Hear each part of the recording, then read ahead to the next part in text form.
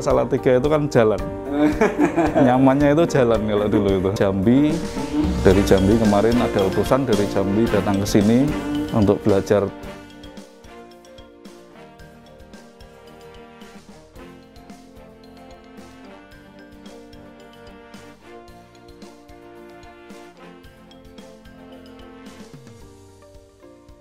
Assalamualaikum sahabat YIN Salatiga menyapa.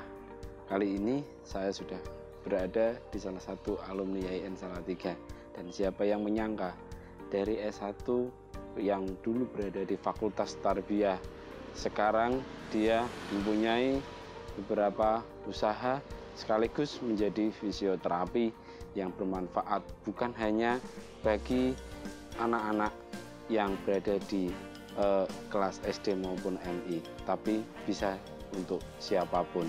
Ingin tahu obrolan saya seperti apa dengan salah satu alumni kita dari YIN Salatiga? Simak terus di YIN Salatiga menyapa pada hari ini.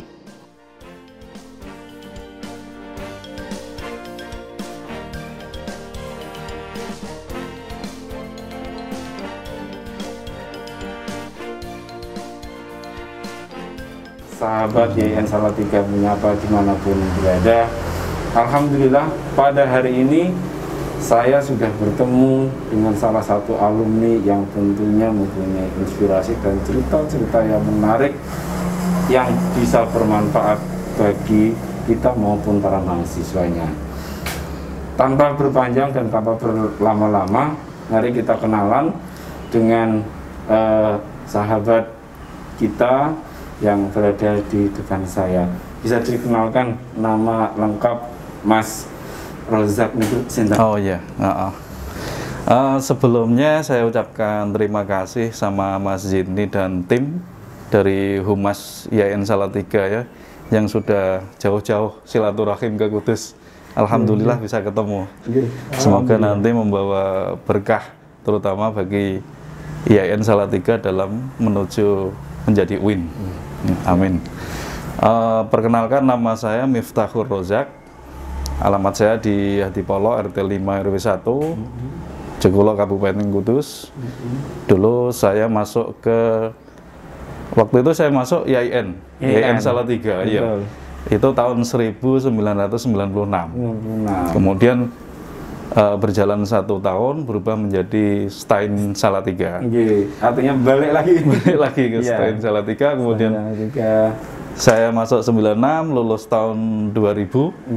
Kemudian dilanjutkan dengan mengambil pasca sarjana kemarin tahun 2016, lulus tahun 2019 kemarin. Alhamdulillah, artinya sudah mengenal dekat dengan YIN Salatiga. Iya.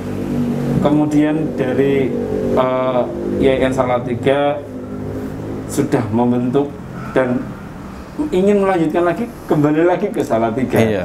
Nah, dulu kalau boleh tahu Mas Rozak mengambil jurusan apa ya? Waktu di S1 dulu ambil Tarbiyah PAI, Mas. Oh, Tarbiyah di PAI. Jurusan PAI Fakultas Tarbiyah. Iya, benar sekali. Ya. Nah, itu masuk tahun 96. Masih di kampus 1. Dan masih waktu itu masih YIN Salatiga cabang dari UIN Semarang ya. YIN Semarang. Ya, Wali Songo Semarang. Selang beberapa lama langsung kemudian jadi Stein Salatiga.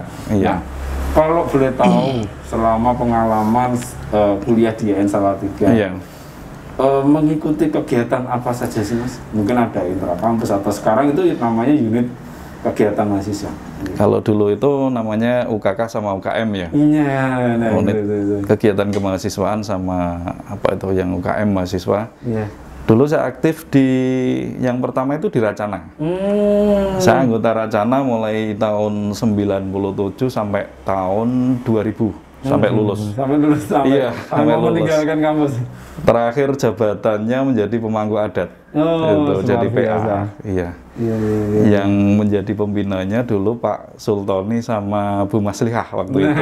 Ini tentunya Masih terkenang-kenang ya. Pak Sultoni dan Bu Maslihah mempunyai kenangan Iya. sendiri tentang Mas Razak yang terakhir sebelum Iya. meninggalkan masih menjabat sebagai pemangku adat di Racana. Iya. Kalau nggak salah Racananya namanya waktu dulu Wacana Kusuma Dilaga Kusuma Waro Dilaga Waro Sirkandi. Sirkandi, ya. Iya. Oh iya, betul, betul, betul. Selain itu aktif juga di BEM. Oh, Dema. Waktu itu namanya Senat Presidium, Mas. Iya, zaman saya. iya, iya, Saya iya. menjadi sekretaris umum. Sekretaris umum di Senat Presidium tahun 98-99 kalau nggak salah itu. Luar biasa. Jadi Merangkap. di merangkap kegiatan yang cukup banyak Iya. dan tentunya juga mempunyai kesan.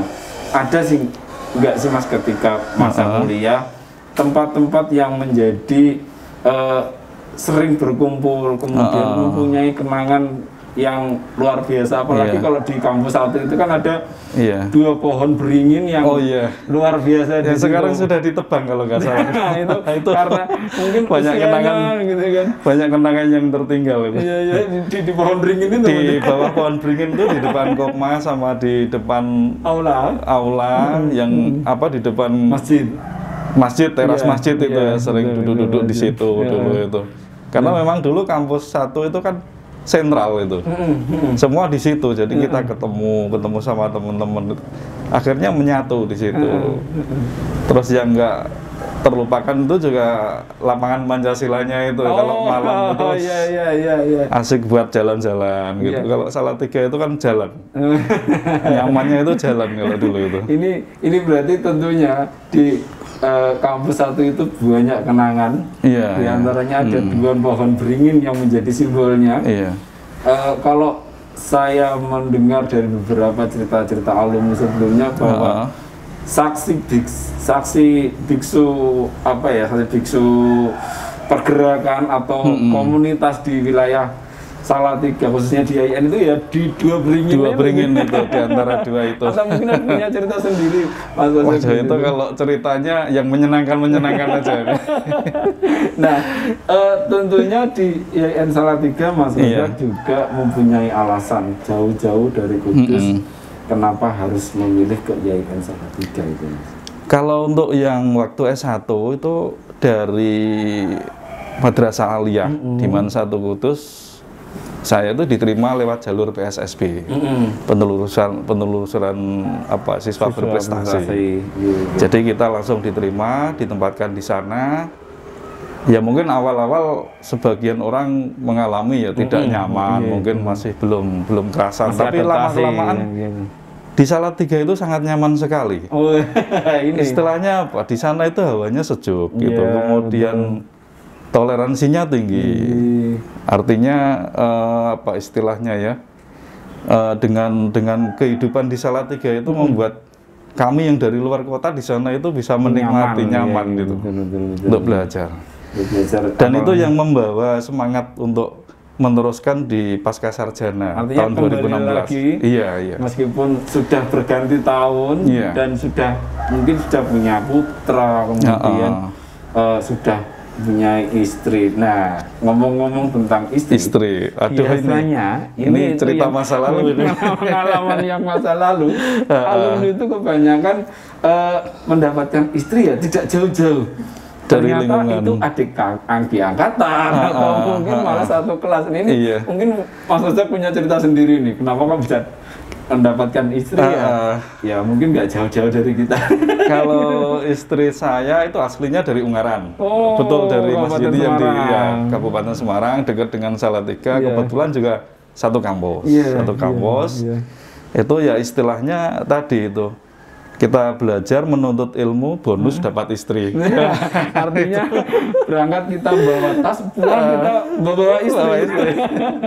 Jadi menggendongnya sudah berbeda.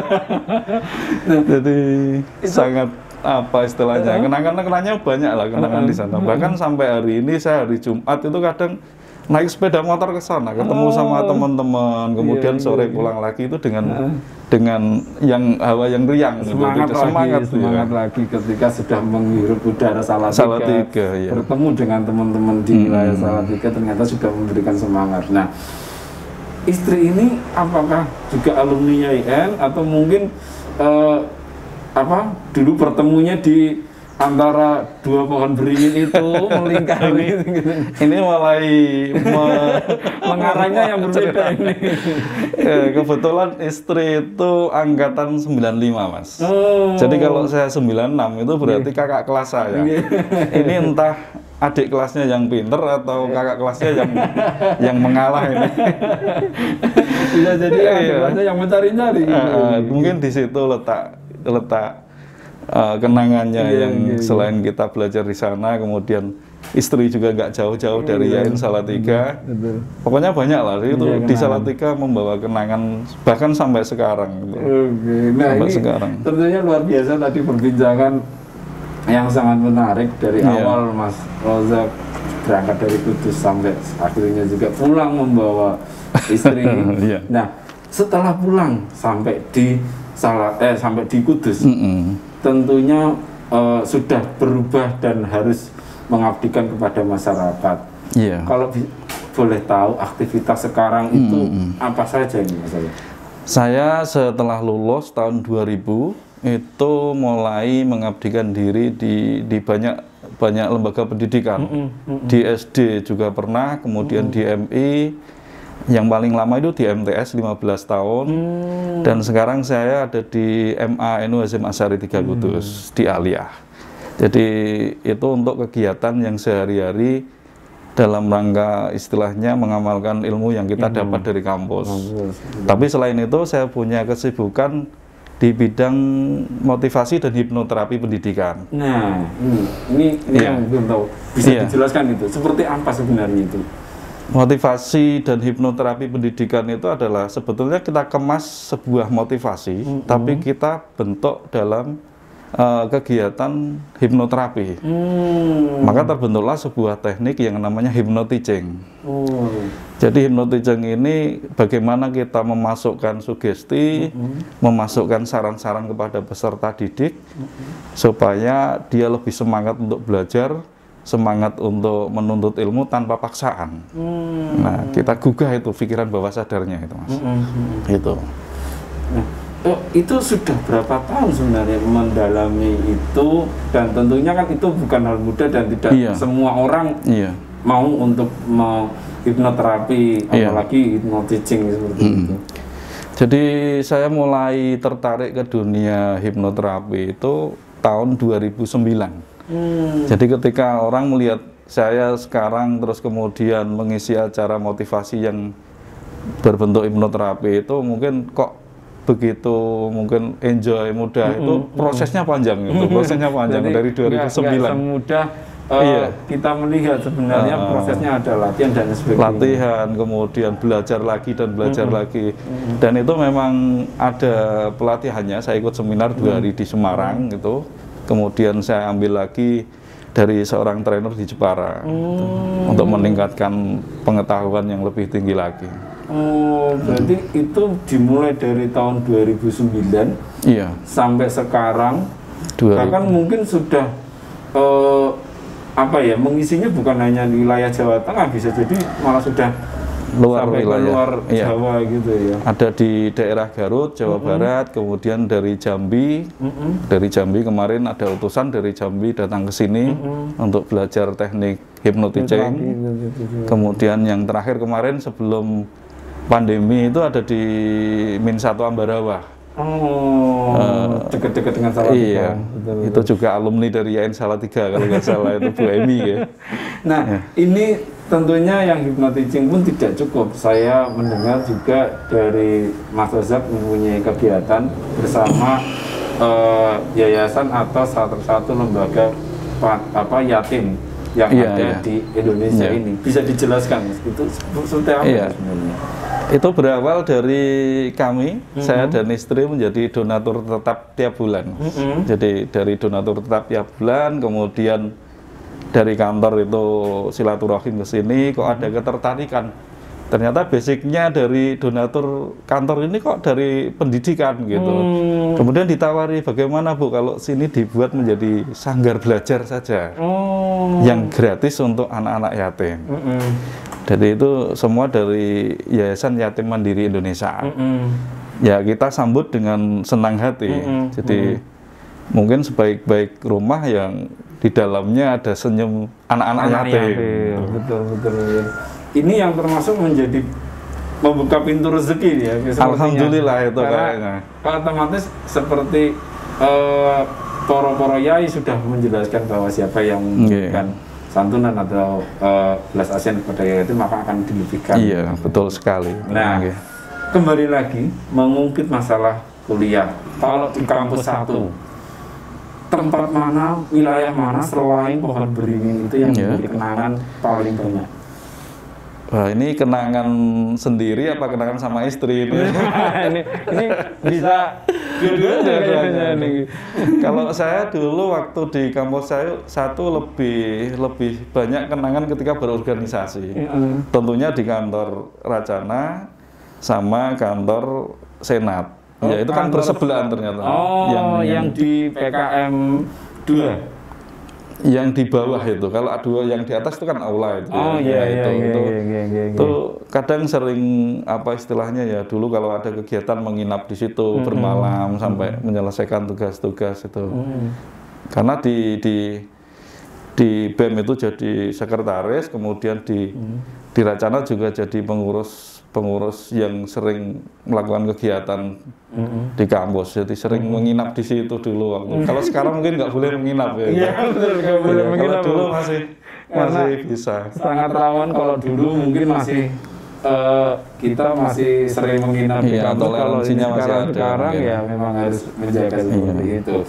Nah sebelum terakhir saya ingin menanyakan mungkin ada pesan kesan kepada seluruh mahasiswa Yayasan Salatiga yang sekarang atau mungkin untuk alumni yang ada di manapun. Kalau kesan saya di Yayasan Salatiga itu ya mari kita belajar ke sana, kita nikmati bagaimana suasana hawa sejuk di sana sambil menuntut ilmu, dan insya Allah nanti di sana itu akan membawa keberkahan sendiri. Kita jangan jangan berpikir nanti saya masuk ke sana, saya lulus mau jadi apa. Yang penting kita di sana tuntut ilmu, berkarya. Jangan diam saja tapi bergerak. Ikut kegiatan, ikut apa istilahnya, kegiatan-kegiatan mahasiswa itu tadi untuk mengembangkan potensi kita. Karena apa, pengalaman saya pribadi, apa yang saya peroleh itu basicnya dari pengembangan ketika berorganisasi di sana itu, termasuk hipnotising, kemudian ilmu-ilmu teknik komputer dan jaringan saya juga masuk ke sana itu dulu pengalamannya ketika ikut di kegiatan di UKM kampus. Kalau apa istilahnya, kalau boleh usul ya, kalau boleh usul ini untuk mungkin Sivitas Akademika yang diwakili oleh Mas Yidni di lain kesempatan mungkin bisa dikumpulkan beberapa alumni, kemudian seperti kita kumpul bareng, kita ngobrol-ngobrol santai. Nanti di situ ada ide-ide apa yang bisa dikembangkan, apa yang bisa dibantu atau mungkin melibatkan alumni. Bukan hanya beberapa orang, tapi bisa dalam skala yang besar.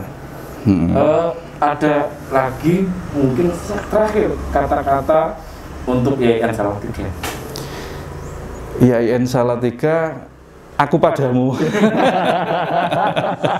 Luar biasa.